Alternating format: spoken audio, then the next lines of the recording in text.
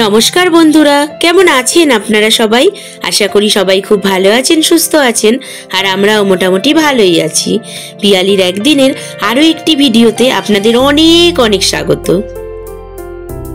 যেদিনের ভিডিওটা শেয়ার করছি দিনটা ছিল মঙ্গলবার, আর এখন বাজে ওই 12:30 থেকে 1টা মতো। আগের দিনই তো আপনারা দেখেছিলেন মায়ের খুব শরীর খারাপ হয়েছিল ওই দুপুরের পর থেকে। ওই রাতটা পেরোতেই মা আবার কিন্তু সুস্থ হয়ে গেছে। আর আজকে দেখুন তো, দেখে মনে হচ্ছে আগের দিনই ওনার এত শরীর খারাপ ছিল।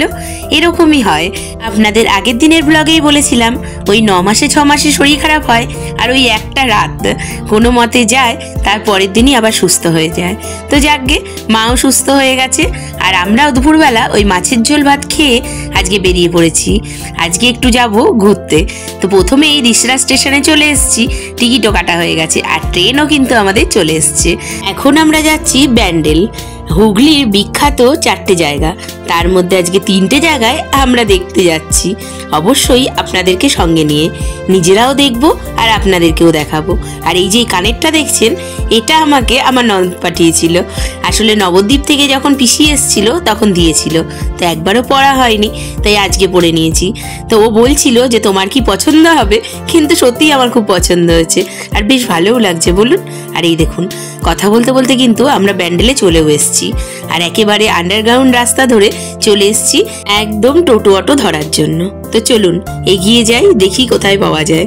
আর এই যে ব্যান্ডেল প্ল্যাটফর্ম থেকে বেরিয়েই কিন্তু সামনে এরকম ফাঁকা জায়গা, আর কাছাকাছি যে টোটো অটোগুলো আছে ওগুলো না যাবে না, এগুলো যাবে লাহিড়ী বাবার মন্দির। আর আজকে আমরা প্রথমেই যাচ্ছি ব্যান্ডেল চার্চ। একটু হেঁটে সামনে গেলে অনেক অটো আছে, ওখান থেকে ব্যান্ডেল চার্চে যাওয়া যাবে। তো আমরা বসে পড়েছি অটোতে, আর এই যে অনেকটা আগে থেকে কিন্তু আমরা চার্চের চূড়াটা দেখতেই পাচ্ছি, আর নেমে পড়েছি। আর দুদিকে তো দেখতেই পাচ্ছেন প্রচুর ক্রাউনের দোকান, মাথায় সবাই এখান থেকে ক্রাউন পরে পরে ভেতরে যায়, তো সেই ফুলের সব ক্রাউন। আর আমি কিন্তু এই ক্রাউনটা একদমই এখানে এসে কিনিনি, কারণ এর আগে আমি ব্যান্ডেল চার্চে এসেছিলাম যখন, তখন সবাই কিনেছিলাম, তো সেগুলোই না বাড়িতে নিয়ে গিয়ে রেখে দিয়েছিলাম। তা আমি বাড়ি থেকে বেরোনোর সময় আমার মেয়েকে বললাম ওগুলোই বরঞ্চ নিয়ে চল, কারণ ওগুলোই পরে নিতে পারবি, শুধু শুধু থাকতে কেন আর কিনতে যাব বলুন। আর আমরা এদিকে চার্চের মধ্যে কিন্তু ঢুকেও পড়েছি। আগে না আমরা যখন এসেছিলাম তখন চার্চের ওই দিকের দরজা ছিল, মানে এদিকটা না তখন ঠিক করছিল, আমরা এদিকটা কিন্তু অতটা দেখিনি। দেখছিলাম কাজ হচ্ছে, এখন তো দেখছি কি সুন্দর সাজিয়েছে পুরো চার্চের সামনে। এই মাঠটা কি দারুণ করে সাজানো, দেখুন কি দারুণ লাগছে। পুরো চার্চটাকেই ওই যীশু খ্রিস্টের যা যা মূর্তি আছে সব দেয়া আছে। এত তো আমি কিছু জানি না, তবে যেটুকু দেখছি খুব ভালো লাগছে, আর আমি না আপনাদেরকে দেখাচ্ছি। আপনারা হয়তো জানতে পারেন, জানলে আমাকে অবশ্যই একটু জানাবেন। আর এইখানে পার্কের মতোও করেছে, আর রাস্তাটা কিন্তু ভীষণ সুন্দর। আমার এত ভালো লাগছে, রাস্তাটা পুরো এঁকে বেঁকে যাচ্ছে, কি দারুণ না, খুব সুন্দর। আর চারিদিকে প্রচুর গাছগাছালি, আর প্রচুর এরকম ভাবে মূর্তি করা আছে। তো চলুন দেখতে দেখতে যাই। আর এই পার্কটা কিন্তু ঘুরেই ঢুকতে হবে ব্যান্ডেল চার্চে। আগে যখন ঠিক করা ছিল না তখন ওই দিক দিয়ে ঢুকিয়ে দিত, আর এখন চার্চে ঢুকতে হলে প্রথমে এই পার্কটাকে ঘুরতে হবে, মাঠটা পরিদর্শন করে তারপরে চার্চে ঢুকবো। আর এই যে ছোট্ট যীশু খ্রিস্ট কি সুন্দর তার মায়ের কোলে দাঁড়িয়ে আছে, আমার না ভীষণ সুন্দর লাগছে। কতবার বলে ফেললাম বলুন তো, কি সুন্দর কি সুন্দর, সত্যিই ভীষণ সুন্দর। কত ফটো তুলবো আর কত ভিডিও করব বুঝেই পাচ্ছি না। তো যাকগে, পার্ক ঘোরা তো কমপ্লিট, এবার আস্তে আস্তে যাই চার্চের ভেতর। আর চার্চের ভেতর ঢোকার আগেও এইখানটা যীশু খ্রিস্টের একটা মূর্তি আছে, আর ওখানটা না সন্ধে হলে মনে হচ্ছে কালারিং লাইটের সাথে ফোয়ারাও চালানো হয়। তো চলুন এবার ভেতরে ঢোকা যাক।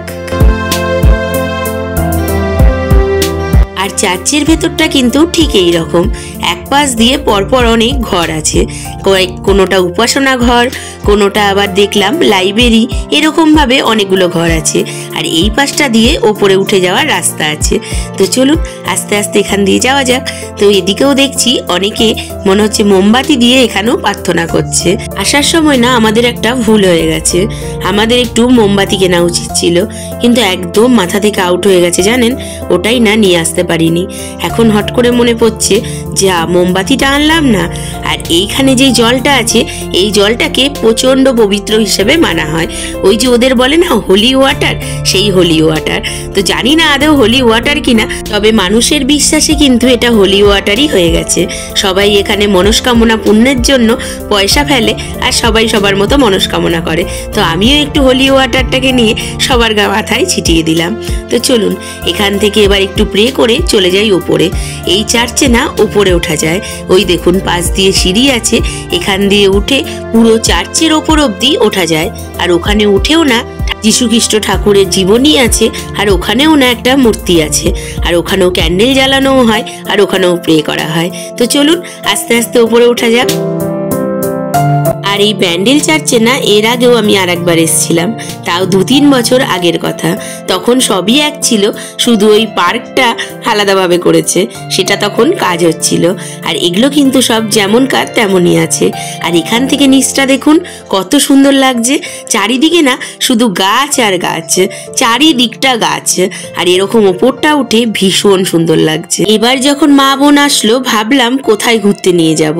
আগের বার তো কলকাতায় নিয়ে গেছিলাম, তো এবারেও ইচ্ছে ছিল কলকাতার দিকেই যাব। কিন্তু হুট করে আমার মনে পড়লো যেখানে আমি বাস করি, মানে এই হুগলি জেলারই বিখ্যাত 4টে জায়গা, সেই 4টে জায়গার মধ্যে অন্ততপক্ষে 2-1টা তো দেখিয়ে আনি। তো সেই জন্যই মাকে বললাম তো চলো এবার বরঞ্চ হুগলি জেলারই বিখ্যাত 4টে দর্শনীয় স্থানের মধ্যে অন্ততপক্ষে 3টে আমি দেখেছি, 3টেই তোমাদেরকে ঘুরিয়ে দেখিয়ে আনি। তাই জন্যই নিয়ে এসেছি। ওই যে দূরে দেখা যাচ্ছে ওইটা হলো গঙ্গা। তো হয়ে গেছে আমাদের ঘোরা, এবার আস্তে আস্তে নামি। তো চলে এসেছি আমরা চার্চের এবার ভেতরটা, যেখানে বসে প্রে করা হয়। তো এখানে না ক্যামেরা অ্যালাউ নেই, কিন্তু আমি একটু লুকিয়ে চুরিয়ে একটুখানি করে ক্যামেরায় ভিডিও করে নিয়েছিলাম, শুধু আপনাদের দেখাবো বলে। না হলে তো নিজেরা দেখেই আসছি, কিন্তু তবুও আপনাদের দেখানোর ইচ্ছাতেই কিন্তু এটা আমি করেছি। অবশ্যই এটা আমি করে ফেলেছি ভুল করে, আপনারা কিন্তু একদমই করবেন না, এটা করা একদমই উচিত না। শুধুমাত্র আপনাদের দেখানোর জন্য আমি করে ফেলেছি। তো চলুন এখান থেকে এবার বেরোই। তো চার্চ থেকে বেরোনোর পরেই একটা মিউজিয়াম মতো করেছে। মিউজিয়াম কিছুই না, ওই ছোট্ট একটা ঘরের মধ্যে যে জাহাজটাকে এখানে আনা হয়েছিল সেই জাহাজেরই কিছু কিছু পার্ট। তবে এটা আমি খুব একটা ভালো যে করে জানি না, ওই জন্য বলতে পারলাম না। তো এবার বেরিয়ে পড়েছি। এখান থেকে যাব এবার আমরা ইমামবাড়া বা ইমামবাড়ি, এটার সম্বন্ধে তো আপনারা অনেকেই জানেন। তো চলুন এবার ইমামবাড়াতেই যাওয়া যাক, আর গিয়ে দেখাই আপনাদেরকে যে ইমামবাড়াটা কেমন। বেরোনোর আগে আগে চার্চটাকে আবার একটু সুন্দরভাবে দেখে নিলাম। তো এখান থেকে আবার টোটো করতে হবে বা অটো করতে হবে। চার্চ থেকে বেরোতে না বেরোতেই টোটো অটো সব ইমামবাড়ি বলছে। তো ওখান থেকেই একটা টোটোকে বুক করে নিয়েছি। তো এবার চলুন ইমামবাড়ির দিকে যাওয়া যাক। এই যে চলে এসেছি ইমামবাড়া, এটা হলো ইমামবাড়ার গেট। তো চলুন ভেতরটা ঢোকা যাক। আর ঢুকেই দেখুন হাতটা কত উঁচু না, ভীষণ উঁচু। আর এই ইমামবাড়াতে ঢোকার জন্য কিন্তু টিকিট লাগে, যেটা কোথাওই লাগে না, কিন্তু ইমামবাড়াতে লাগছে 10 টাকা করে টিকিট। আর ভেতরটা দেখুন কি সুন্দর, কিন্তু এখন না অনেক জায়গায় সব রং টং উঠে গেছে আর অনেক পুরনোই হয়ে গেছে। তবে এই ইমামবাড়া কিন্তু শিয়া মুসলিমদের দর্শনীয় স্থান। আর ইমামবাড়া কথার অর্থ হচ্ছে ইমামদের থাকার জায়গা বা বড় হলঘর। আর এটা কিন্তু মসজিদও বটে। আর এখানকার বিশেষ আকর্ষণ হচ্ছে অনেক সিঁড়ি বেয়ে ওপরে উঠে সেই ঘড়ির মেশিন বা ঘড়ির ঘন্টাগুলোকে দেখা যায়, যে ঘড়িটাকে চালানোর জন্য দিনে 2বার করে 2জন খুব বলিষ্ঠ মানুষ ওপরে উঠে ঘন্টাটাকে নাড়িয়ে দিতে হয়। আর এই ঘন্টার আওয়াজ পুরো ব্যান্ডেল শহরটাই বোধহয় শুনতে পায়। তো এত বড় বড় সিঁড়ি দিয়ে আমাদের উঠতেই জীবন বেরিয়ে গেছে।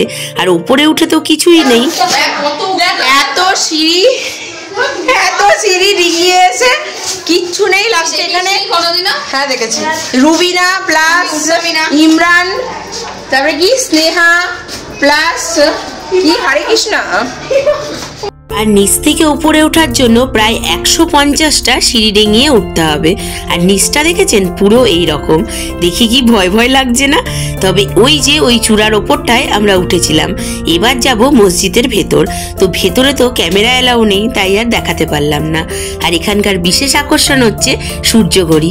আর সূর্যঘড়ি দেখার জন্য মসজিদের পেছন দিয়ে যেতে হবে। আর এখানে না অনেক ঘর আছে, যেটা এখন ওপরটা মাদ্রাসায় পরিণত হয়েছে। ওখানে অনেক ছেলে ছেলেমেয়েরা দেখলাম আছে। আর এই যে চলে এসেছি আমরা একদম হুগলি নদীর তীরে। আর এই যে এই গঙ্গাটাই হচ্ছে হুগলি নদী, আর একদম পাশে ইমামবাড়া, আর এটা হচ্ছে সূর্যঘড়ি। আর সূর্যঘড়ি কি জিনিস সেটা তো আপনারা সবাই জানেন। আর এই পাশ দিয়ে প্রচুর সুন্দর গাছগাছালি, আর গঙ্গাটাকে এত সুন্দর লাগছে, দারুণ লাগছে। আর প্রায় না দুপুর গড়িয়ে এসেছে। আগে সূর্যঘড়ির সাথে একটা ফটো তুলে নিই, তারপরে বেরিয়ে যাব। আর অনেকটাই দেরি হয়ে যাচ্ছে। এখান থেকে এবার আমরা যাব লাহিড়ী বাবার মন্দির, যেটা এর আগেও আমি গেছিলাম, কিন্তু মারা দেখেনি বলে তাই নিয়ে যাচ্ছি। আর ওই দেখুন, বললাম না উপরে এখন অনেক ছেলে মেয়ে থাকে। তো চলুন, বেরিয়ে পড়েছি। আর এখান থেকে আবার অটো ধরতে হবে বা টোটো। তো আমরা টোটো পেয়ে গেছি। এবার আমরা যাচ্ছি লাহিড়ী বাবার মন্দির। লাহিড়ী বাবার মন্দিরের ভিডিওটা আর আমি এর সাথে জুড়লাম না, অনেকটা বড় হয়ে যাবে, ওটা আসবে আবার পরের ভিডিওতে। তো চলুন, আজকের মতো ভিডিওটা এখানেই শেষ করছি। সবাই খুব ভালো থাকবেন। ভিডিওটা ভালো লাগলে অবশ্যই একটা লাইক করে দেবেন। আবার আসবো নতুন ভিডিও নিয়ে।